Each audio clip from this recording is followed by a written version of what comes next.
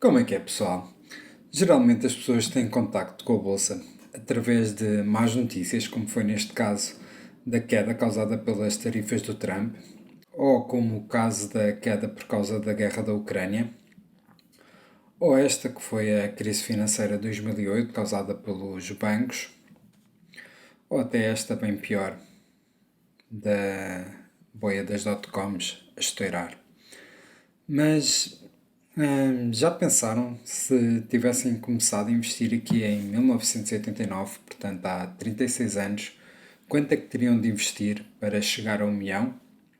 Será que precisariam de investir 1000 euros por mês ou 500 euros por mês? Conseguem mais ou menos ter uma ideia? Eu fiz essa conta aqui no Dollar Cost Averaging e o valor que precisariam de investir por mês para chegar a 1 milhão de euros seria apenas 100 euros por mês. Claro que em 1989 nem havia euro e era muito mais difícil colocar 100 euros por mês na bolsa do que é hoje em dia, mas já dá para vos dar uma ideia de como é fácil capitalizar e ganhar dinheiro na bolsa e porque é que na lista Forbes apenas conseguem encontrar pessoas que tenham participações relevantes numa empresa, não são geralmente CEOs apenas ou empregados que apenas recebem o salário e compram Ferraris, não é esse tipo de pessoas que vão aparecer na lista Forbes, são pessoas que investem e que ao longo de muitos anos conseguem criar riqueza e acumular riqueza. E aqui deste lado tem a aplicação de Turing Deal que pode-vos ajudar a pegar quais é que são os meus ativos para investirem o vosso dinheiro. Portanto, aqui tem o GSPC, que é o índice no Yahoo Finance do SP500, portanto, da Bolsa Americana, as 500 maiores empresas americanas. E conseguem ver aqui os dados de quanto é que é a rentabilidade. Deu 6% ao ano nos últimos 98 anos. A maior queda deverá ter sido aquela da Grande Depressão, em 1930, que foi de 86%. E depois tem este valor também aqui, o mar, que basicamente é a rentabilidade, portanto os 6% a dividir pelo drawdown.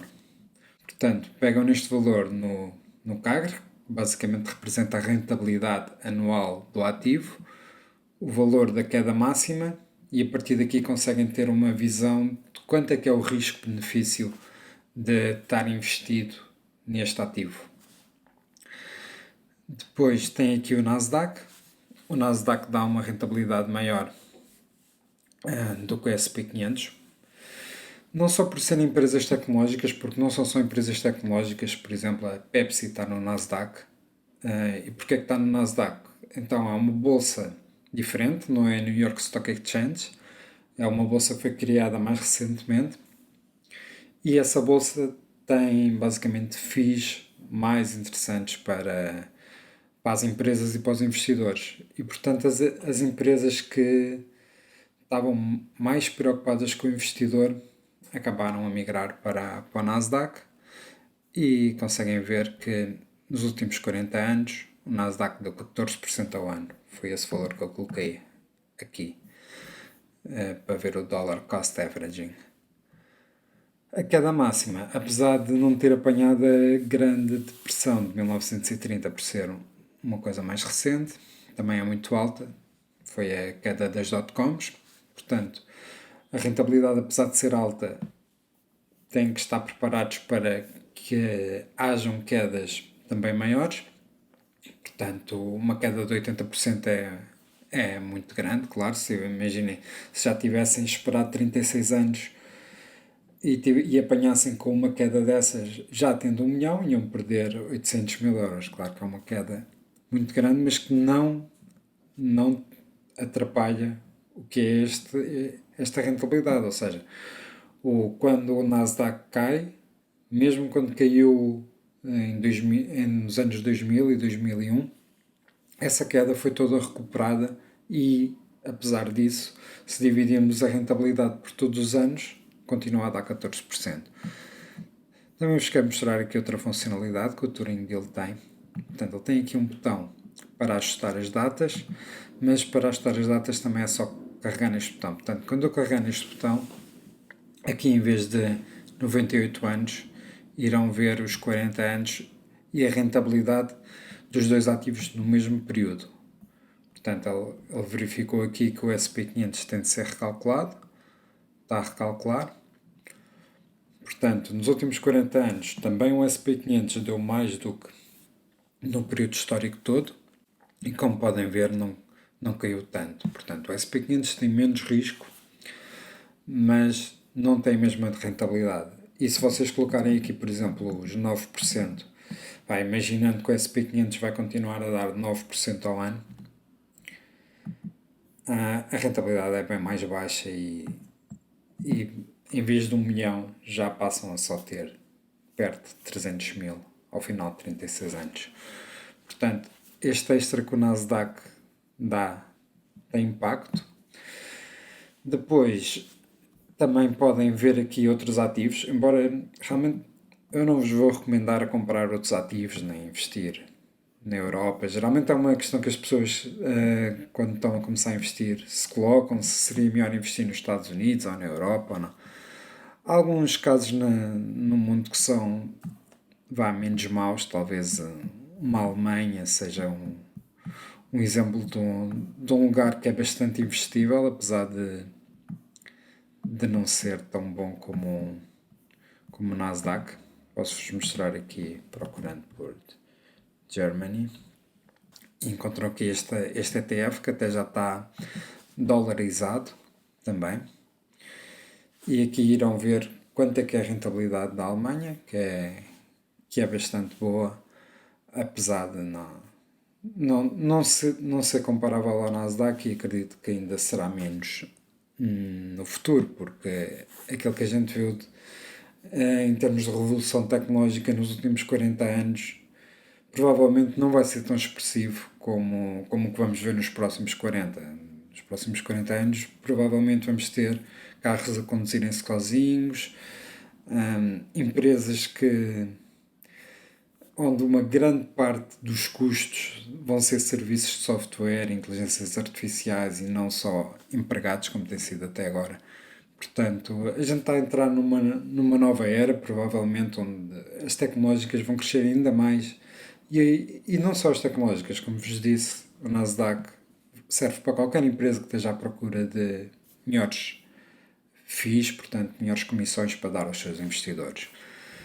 Como podem ver aqui, a Alemanha, que até é um caso bom dentro da Europa, nem sequer tem a mesma rentabilidade do SP500. Vamos tentar alinhar aqui todos com os mesmos anos para tentar ver quanto é que é a rentabilidade que o Nasdaq e o SP500 deram no mesmo período de 30 anos em que temos aqui o ETF alemão.